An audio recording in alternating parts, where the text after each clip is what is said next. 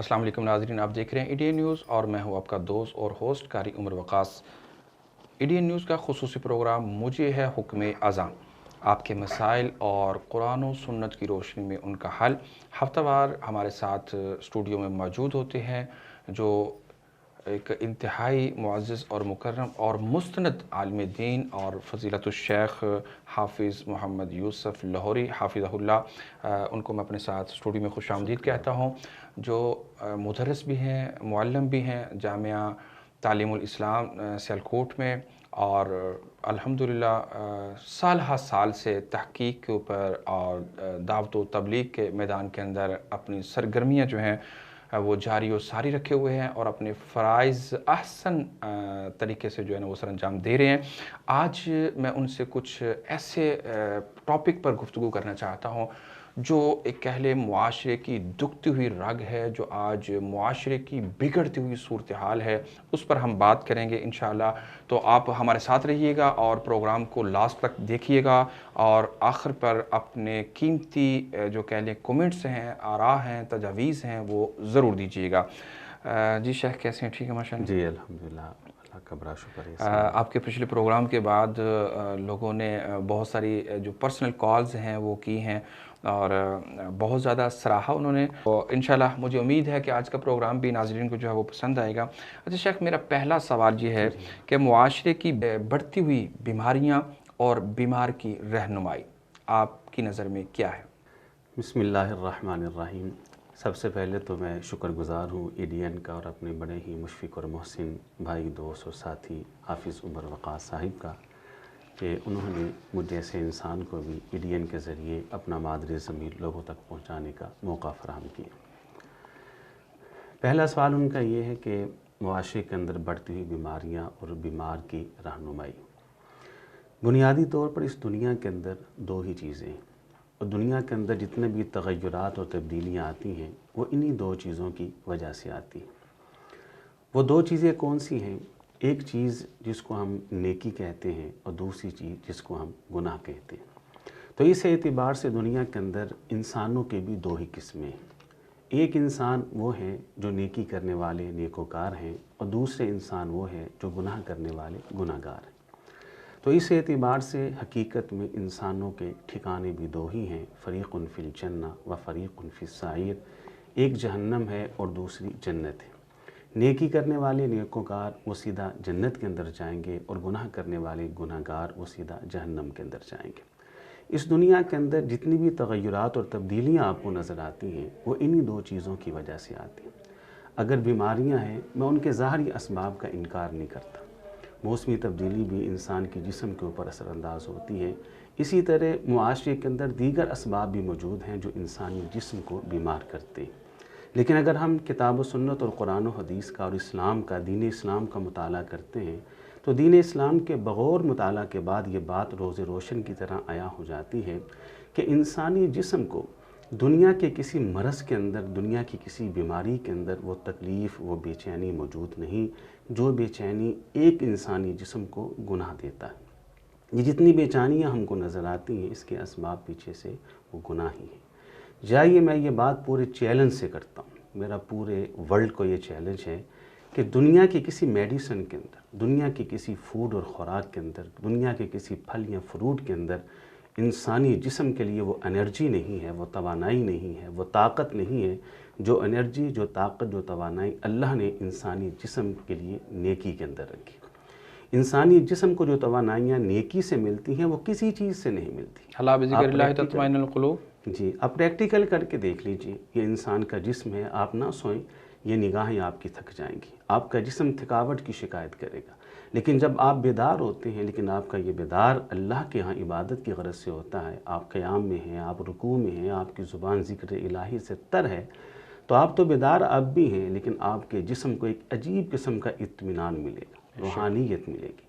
आप रोज़ा रख लें और आपका जिस्म भूखा है, और भूख के बावजूद आपके जिस्म को तवानाइयाँ मिल रही होंगी। तो हज़रात मोहतरम, बीमारियों का जो बेहतरीन इलाज है वो नेकी के अंदर है, और सबसे बड़ी वजह जो इंसानी माशरे के अंदर बीमारी की है वो क्या है? वो है इंसानों के गुनाह। अल्लाह ताला ने कलामुल्लाह के अंदर पिछली कौमों का ज़िक्र बड़ी तफसील से फ़रमाया। ये बात बड़ी काबिल गौर है یہ زمین جس پہ ہم رہتے ہیں، اللہ فرماتی ہے اس زمین کے نیچے میری نعمتیں بھی ہیں اور میرے عذاب بھی ہیں۔ اسی زمین کے نیچے سے اناج اگتا ہے، اسی زمین کے نیچے سے پھل اور باغات نکلتے ہیں، اسی زمین کے اندر میں نے پیٹرول کی نعمت کو رکھا ہے، میں نے پانی کی نعمت کو رکھا، لیکن اسی زمین کے نیچے زلزلے بھی موجود ہیں، لاوے بھی موجود ہیں، اسی زمین کے اندر دھنسائے جانے کے عذاب بھی موجود ہیں، بڑے بڑے بڑے اژدہا بھی موجود ہیں۔ یہ جو آسمان ہم کو چھت نظر آتا ہے، اس آسمان پہ اللہ کی رحمتیں اور برکتیں بھی موجود ہیں۔ آسمان پر ایسے ملائکہ اور فرشتے موجود ہیں جو انسانی مددگار بن کر زمین پہ اترتے ہیں۔ ایسی موسلادھار بارشیں موجود ہیں جس سے زمین کا سینہ ہرا بھرا ہو جاتا ہے۔ ایسی ہوائیں موجود ہیں جو ہم کو راحتیں دیتی، لیکن اسی آسمان کے اوپر ایسی پتھروں کی برسات بھی ہوتی رہی ہے جو انسانوں کے لیے تباہی اور عذاب کا سبب بنے۔ تو اللہ فرماتی ہے لو ان اہل القری آمنوا واتقوا لفتحنا علیہم برکات من السماء۔ ہر وہ قوم جو ایمان اور تقوی کو اپنے اندر پیدا کر لے تو میں ایسی قوموں کے لیے زمین کے سارے عذاب روک لیتا ہوں، آسمان کے سارے عذاب روک لیتا ہوں، اور زمین و آسمان کی ساری برکت اور رحمتوں کے دروازے اس قوم کے اوپر میں کھول دیتا ہوں۔ بے شک بے شک۔ تو یہ واضح بشارتیں ہیں کہ دنیا کے اندر دو ہی چیزیں ہیں جو تغیرات اور تبدیلی کے اسباب ہیں، ایک نیکی ہے جو رحمت اور برکات کا سبب ہے، دوسرا گناہ ہے جو انسان کے لیے مسائل، مشکلات اور بیماریوں کا سبب ہے۔ اچھا شیخ، جیسے آپ نے کہا کہ نیکی اور برائی ہی دو بنیادی چیزیں ہیں، اچھا یہ بتائیے گا کہ ایک بیماریوں سے پاک معاشرہ کیسے تشکیل دیا جا سکتا ہے؟ جیسے آپ نے جسمانی بیماریوں کا ذکر کیا، لیکن آج جسمانی سے بڑھ کر روحانی اور اخلاقی بیماریاں جو ہیں وہ زیادہ پائی جاتی ہیں، اس حوالے سے ہمارے ناظرین کو تھوڑا سا آگاہ کیجیے گا۔ یہ حافظ عمر وقاص بھائی، بات اصل میں یہ ہے کہ آپ اگر انسانیت کے آغاز پہ غور کریں، انسانیت کی ابتدا پہ غور کریں، تو آپ دیکھیں کہ انسانیت اور نبوت کا آغاز اللہ نے ایک ساتھ کیا ہے۔ یہ نہیں ہوا کہ انسانیت پہلے مارز وجود میں آئی ہے اور نبوت کا آغاز اللہ نے بعد میں کیا۔ یہ بھی نہیں کہ نبوت کا آغاز اللہ نے پہلے کیا اور انسانیت بعد میں مارز وجود میں آئی ہو، نہیں، بلکہ انسانیت اور نبوت کا آغاز اللہ نے ایک ساتھ کیا ہے۔ اس دنیا کا پہلا انسان پہلا نبی بھی ہے، اور اس دنیا کا پہلا نبی ہی پہلا انسان ہے۔ گویا کہ انسانیت کی ابتدا کے ساتھ ہی اللہ تعالیٰ نے انسانیت کے لیے ایک ایسا نظام بھی مقرر کر دیا اور نازل کر دیا جو اس انسان کی رشد و ہدایت کے لیے ایک بہترین راہ تھی۔ اگر آپ قرآن کا مطالعہ کرتے ہیں، میں یہاں تھوڑی سی تفصیل سے آپ بات کروں گا، تو بندہ اللہ تعالیٰ سے ابتدا میں 4 بڑی بڑی چیزیں مانگتا ہے۔ اہدنا الصراط المستقیم صراط الذین انعمت علیہم غیر المغضوب علیہم ولا الضالین۔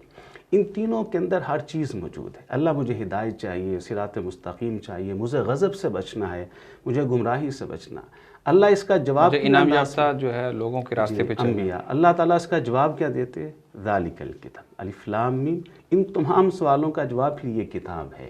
اس کتاب کے اندر ہر قسم کی وہ چیز موجود ہے جو تم کو چاہیے۔ ہمارے معاشرے کے اندر اگر ہم بیماریوں سے پاک معاشرہ چاہتے ہیں، ہر قسم کی غلاظت سے پاک معاشرہ چاہتے ہیں، تو اس کے لیے ہمیں چلنا ہوگا۔ یہ دیکھیے کہ انسانیت نے ترقی کی، اس انسان نے ترقی کر کے پرندوں کی طرح فضا میں اڑنا سیکھ لیا، اس انسان نے ترقی کر کے مچھلی کی طرح پانیوں میں تیرنا سیکھ لیا، لیکن اس انسان کو اب تک زمین پر انسانوں کی طرح رہنا نہیں آیا۔ یہ خود ہی فسادات کا موجب ہے۔ اس کی وجہ کیا ہے؟ اس ترقی کے ساتھ وہ اخلاقی قوت موجود نہیں ہے، جو اخلاقی قوت ایک انسان کو صحیح معنوں کے اندر انسان بناتی ہے۔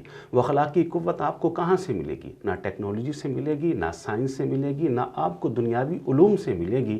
وہ اخلاقی قوت جو ایک انسان کو صحیح معنوں میں انسان بناتی ہے، وہ آپ کو صرف اور صرف ایک ہی ذریعہ سے ملے گی، اور وہ ذریعہ وحی کا ذریعہ ہے، اور وہی ایک ایسی چیز ہے جو انسان کو معاشرے سے ہر قسم کے گناہ سے بیماریوں سے محفوظ رکھتی ہے۔ یقیناً بہت بڑی بات آپ نے کی ہے، اور ویسے بھی اللہ تعالیٰ اسی لا ریب کتاب میں فرماتے ہیں وَنُنَزِّلُ مِنَ الْقُرْآنِ مَا هُوَ شِفَاء، کہ اس قرآن کو میں نے شفا بنا کر نازل کیا ہے۔ اس کے اندر یقیناً انسان کو ہر ایک جسمانی اور روحانی بیماری کا علاج مل جاتا ہے۔ اچھا یہاں پر میں ایک میرا دل کرتا ہے کہ میں آپ کو بالکل دوسرا سوال نہ کروں، آپ اتنا سموتھ اور اتنا زبردست مدلل اور پیاری گفتگو جو ہے نا وہ کر رہے ہیں۔ میں یہاں یہ جاننا چاہوں گا کہ آج لوگوں نے اپنے گھر کو جنت بنا لیا، لیکن جنت میں گھر بنانا بھول گئے، کیا کہیں گے آپ اس بارے میں؟ ہاں، یہ آپ نے تو بہت بڑا جملہ بولا ہے کہ لوگوں نے اپنے گھروں کو، اصل میں انسان، ہم اس انسان کو کس نگاہ سے دیکھتے ہیں؟ آپ اندازہ کریں کہ اللہ تعالیٰ نے جب انسانیت کی تخلیق کا ذکر فرمایا تو اللہ تعالیٰ نے انداز بدل لیا، 4 قسمیں اللہ نے اٹھائیں۔ والتین والزیتون وطور سینین وہذا البلد الامین، کہ تین کی قسم، زیتون کی قسم، طور سینہ کی قسم اور اس امن والے شہر مکہ کی قسم۔ 4 قسمیں اٹھانے کے بعد جو اللہ نے لفظ استعمال کیا ہے، ہم نے کبھی اس لفظ پہ غور نہیں کیا۔ اللہ فرماتے ہیں لقد خلقنا الانسان فی احسن تقویم، کیا انسان تیرا ڈیزائن یہ میں نے خود تیار کیا ہے۔ لقد خلقنا الانسان فی احسن تقویم، یہ بہترین ڈھانچہ ہے۔ اس میں ایک چیلنج ہے اللہ کا۔ چیلنج کیا ہے؟ کہ انسان جو ڈیزائن تجھے میں نے دیا ہے، ساری دنیا کے انسان اکٹھے ہو جائیں، اس سے حسین ڈیزائن کو بنا کر دکھائیں۔ آپ تھوڑی سی اس میں چینج کریں، یہ ناک اسے تھوڑا سا اوپر لے جائیں، کان 2 ہیں 3 کر دیں یا 2 کی جگہ 1 کر دیں، 2 بازو ہیں 3 کر دیں یا دونوں بازو ایک سائیڈ پہ لے جائیں۔ ذرا سی چینج کر کے آپ حسین اور جمیل نہیں لگیں گے، بلکہ آپ ہنسی کا ایک نمونہ بن جائیں گے اور مزاح کا ایک نمونہ بن جائیں گے۔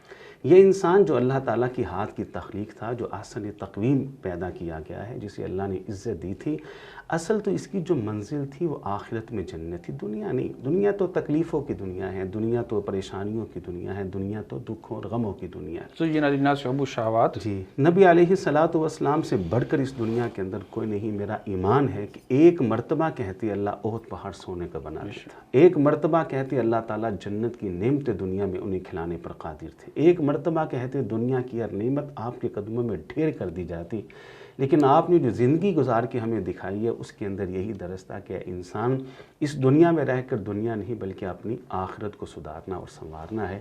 آج ہم نے اس کو بھلا دیا ہے، دنیا کی عارضی زندگی کے پیچھے ہم آخرت کی زندگی کو بھول گئے۔ یہاں ایک بات بڑی سمجھنے کے لائق ہے جو آپ نے سوال کیا ہے۔ آپ اس دنیا کی حقیقت پہ غور کریں، اس کی جوانی کو، جو آپ نے ذکر کیا گھر کی محلات کو، وہ محل بھی کوئی محل ہے جو کھنڈر بن جائے، وہ جوانی بھی کوئی جوانی ہے کہ جس کو بڑھاپا آ جائے، یا وہ زندگی بھی کوئی زندگی ہے کہ جس کو موت آ جائے، یا وہ خوشی بھی کوئی خوشی ہے کہ جس کے بعد ہزاروں غم آ جائیں۔ اللہ کہتے ہیں والآخرۃ خیر وابقیٰ، اگر تم نے واقعی فکر کرنی ہے تو جنت کی کر، وہاں وہ جوانی ملے گی جس کو بڑھاپا نہیں، وہ زندگی ملے گی کہ جس کو موت نہیں ہے، وہاں وہ محل میں نے تیار کی ہیں جو کبھی کھنڈر نہیں بنیں گے، وہاں وہ خوشیاں ملیں گی جس کے بعد کبھی کوئی غم نہیں آئے گا۔ تو والآخرۃ خیر وابقیٰ، انسان کو اپنی آخرت کی فکر دنیا کے مقابلے میں زیادہ کرنی چاہیے۔ اچھا، آپ نے ایک بڑا نقطہ جو ہے نا وہ 4 قسمیں اور لقد خلقنا الانسان فی احسن تقویم، یہ نقطہ بیان کیا کہ اللہ تعالیٰ نے انسان کو احسن بنایا، جیسے کہ اللہ تعالیٰ ایک دوسرے مقام پہ بھی فرماتے ہیں کہ هو الذی یصورکم فی الارحام کیف یشاء، کہ میں ہی وہ ذات ہوں جس نے جو ہے وہ انسان کو ماں کے وہ کہہ لے رحم میں، بطن میں اس کو جو ہے نا وہ تشکیل دیا، ڈھانچہ بنایا۔ لیکن آج کچھ لوگ اس بات پر گلہ شکوہ کرتے نظر آتے ہیں، آج اپنے مستقبل کے حوالے سے یا بچوں کے مستقبل کے حوالے سے گلہ اور شکوہ کرتے نظر آتے ہیں، یہ خوبصورت نہیں ہے، ہونٹ ایسے ہیں، فلاں ایسا ہے، قد ایسا ہے، اس کی جسامت ایسی ہے۔ ایسے لوگوں کے بارے میں آپ کیا میسیج دینا چاہیں گے؟ ماشاء اللہ، آپ نے بڑا اچھا سوال کیا، بلکہ اچھے سے بھی میں کہوں گا کہ اس سے بھی کوئی اچھا لفظ ہو تو وہ استعمال کرنا چاہیے۔ آپ کلام اللہ کا مطالعہ کریں، اللہ نے یہ نہیں کہا کہ میں نے پیدا کیا، بلکہ اللہ تعالیٰ نے قرآن میں جو لفظ استعمال کیا ہے سبح اسم ربک الاعلی الذی خلق فسوی، یہ سوا کیا ہے؟ اللہ کہتے ہیں کہ میں خالق نہیں ہوں بلکہ میں مسوی بھی ہوں، میں نے اس چیز کا تسویہ بھی کیا۔ تسویہ کس کو کہتے ہیں یہ سمجھنے کے لائق ہے۔ الذی خلق، یعنی اللہ تعالیٰ نے سب سے پہلے پہاڑوں کو پیدا کیا۔ اللہ کہتے ہیں میں نے پیدا نہیں کیا بلکہ فسوا، میں نے پہاڑوں کا تسویہ بھی کیا۔ تسویہ کا مطلب یہ ہے کہ پہاڑوں کو جہاں ہونا چاہیے تھا وہاں رکھا، جتنے حجم میں ہونا چاہیے تھا اتنے حجم میں رکھا، جتنی اونچائی میں ہونا چاہیے تھا اتنی اونچائی میں رکھا، جس پہاڑ کے اوپر برف ہونا چاہیے تھی وہاں برف برسائی، جہاں بہت سارے باغات اور جنگلات ہونے چاہیے تھے وہاں جنگلات رکھے، جن پہاڑوں کو خشک ہونا چاہیے تھا ان کو خشک رکھا۔ الذی خلق، اللہ نے سمندر کو پیدا کیا۔ فسوا، تسویہ کیا ہے کہ سمندر کو زمین کے جس حصے پہ ہونا چاہیے تھا اسی حصے پہ رکھا، جتنے حجم میں ہونا چاہیے تھا اتنے حجم اور پھیلاؤ میں رکھا، جتنی گہرائی میں ہونا چاہیے تھا اتنی گہرائی کے اندر رکھا، جن مخلوقات کو سمندر کے اندر ہونا چاہیے تھا سمندر میں انہی مخلوقات کو پیدا کیا۔ اسی کو انسان کے اوپر قیاس کر لیں کہ الذی خلق، اللہ نے انسان کو پیدا بھی کیا، فسوا، پھر ہر انسان کا تسویہ بھی کیا۔ جس انسان کو جس قد میں ہونا چاہیے تھا، جس ہیبت میں ہونا چاہیے تھا، جس کنڈیشن میں ہونا چاہیے تھا، اس کے رنگ اور کلر اور جسمانی جو بھی ہونا چاہیے تھا، اللہ نے اس کو ویسے ہی رکھا ہے۔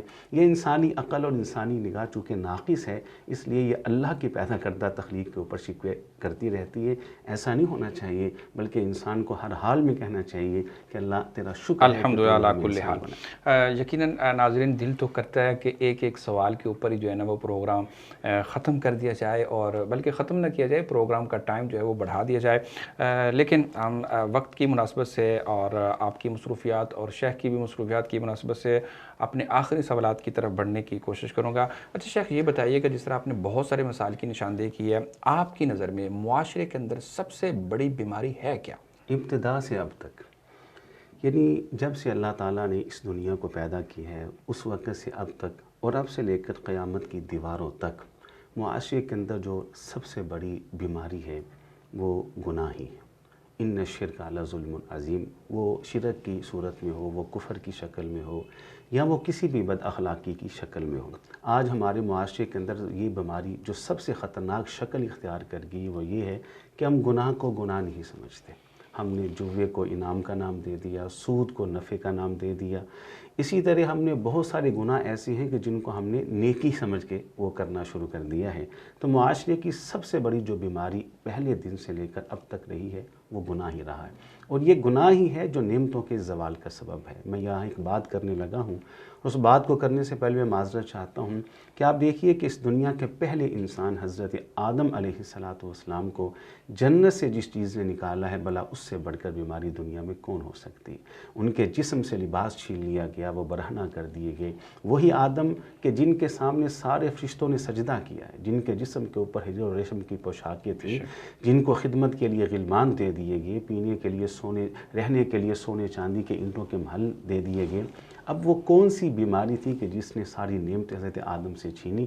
وہی بیماری اس دنیا کی پہلی بیماری بھی ہے اور سب سے بدترین بیماری ہے، اور وہ گناہ کی بیماری ہے۔ اپنے آپ کو اس سے بچانا چاہیے۔ ٹھیک ہو گیا۔ اچھا شیخ، بیماریوں کا بھی پتہ چل گیا، نیکی اور بدی کا بھی جو ہے وہ معیار جو ہے وہ سامنے آ گیا۔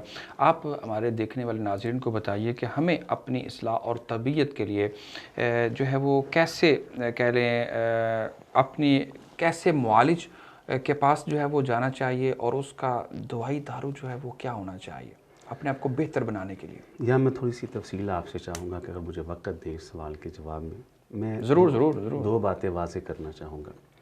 پہلی بات تو یہ ہے کہ میں یہ سمجھتا ہوں کہ دین اسلام جو ہے ایک فطرتی دین ہے۔ انسانی زندگی کا کوئی شعبہ ایسا نہیں کہ جس میں اسلام نے انسان کی مکمل رہنمائی نہ کو۔